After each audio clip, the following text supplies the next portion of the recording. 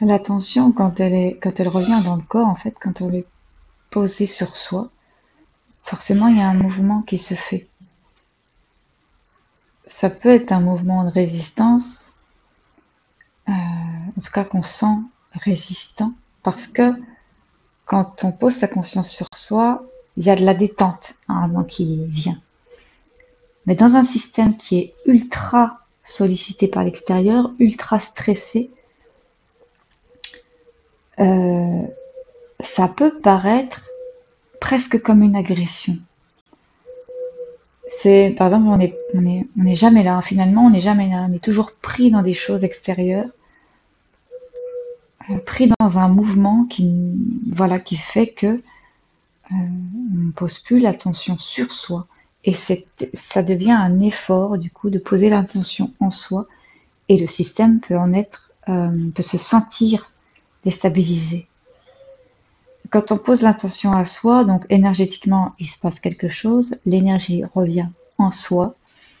Et si c'est pas habituel, ça crée, euh, ça crée comme une sorte de pression intérieure. Ça peut paraître contre-intuitif, mais c'est comme ça que ça se passe. Il y a pas longtemps, enfin ça date déjà d'il y a quelques mois, il y a une personne, je lui ai fait faire des exercices physiques euh, autour du nerf vague, je trouvais hyper intéressant pour amener de la détente pour les personnes hyper stressées. Et en fait, elle paniquait. Et ça fait comme une sorte de panique parce que le système ne sait pas se reposer. Quand on est en sympathique tout le temps, se ramener en parasympathique, c'est presque bizarre, pas normal pour le système. Et donc voilà, s'apporter du mieux-être peut paraître agressif pour un système qui est habitué à se nourrir de mal-être. C'est un peu comme la victime qui aime, à un certain niveau inconscient, être victime. C'est pareil. Quand on est habitué à porter une charge, le simple fait de se dire tiens, peut-être que cette charge, je peux l'abandonner, le système peut se sentir en insécurité parce que cette charge est devenue comme une part de lui. Donc se ramener en conscience dans le corps peut sembler stressant, alors que le but étant de se ramener à soi. Donc il faut de la patience en fait, de la persévérance parfois, selon d'où on part. Et puis il faut prendre conscience savoir qu'un système non adapté à un retour à lui-même, en fait, qui n'est plus habitué, qui n'a même peut-être jamais été habitué à être en présence, peut réagir dans le rejet, en fait, hein.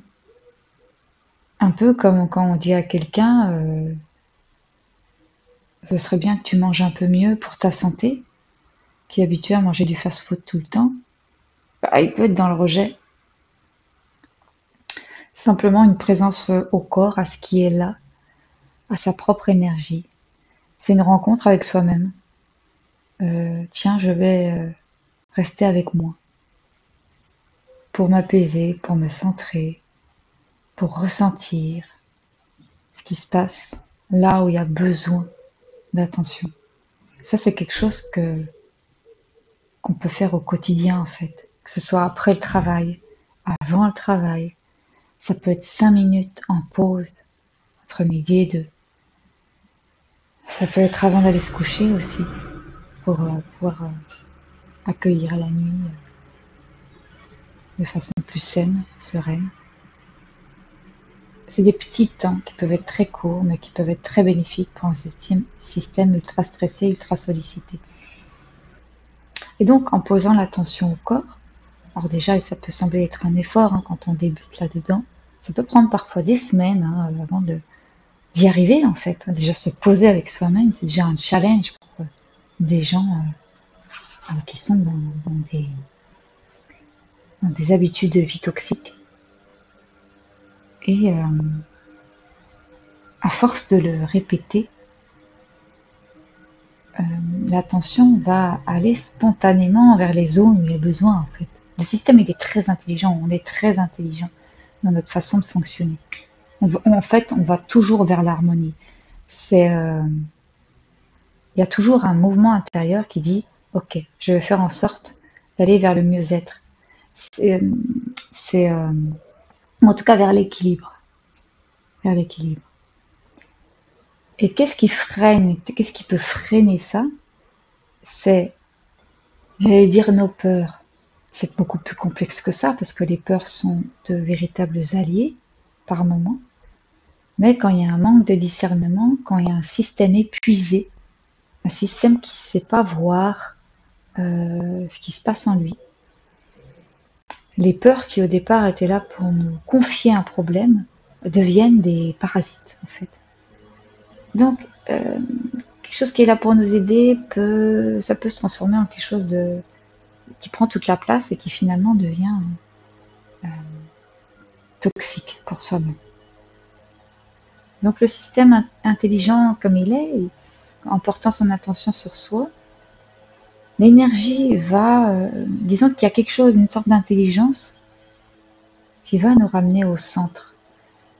C'est le centre qui va faire que l'énergie va aller à tel ou tel endroit. Simplement poser une attention à je suis présent dans mon corps et je laisse l'énergie circuler là où elle doit circuler. Je laisse les tensions se dissoudre en étant en présence, sans chercher quoi que ce soit en fait. Et bien, intelligemment, le corps, nos corps, notre système, va ramener l'énergie là où on en a besoin. Donc peut-être qu'on va sentir que notre corps, que notre ventre par exemple va nous parler, qu'une épaule va nous parler, que notre tête, qu'un chakra particulier va s'ouvrir, va laisser circuler quelque chose, va libérer quelque chose. Et progressivement comme ça, on va se recentrer, on va laisser en fait une place à nous-mêmes. Donc tout ça, c'est des paroles, il faut l'expérimenter plusieurs fois par jour, si on peut, 2 minutes, 5 minutes, 10 minutes. Et il faut l'expérimenter sur le long terme, si on est dans un épuisement chronique, si on est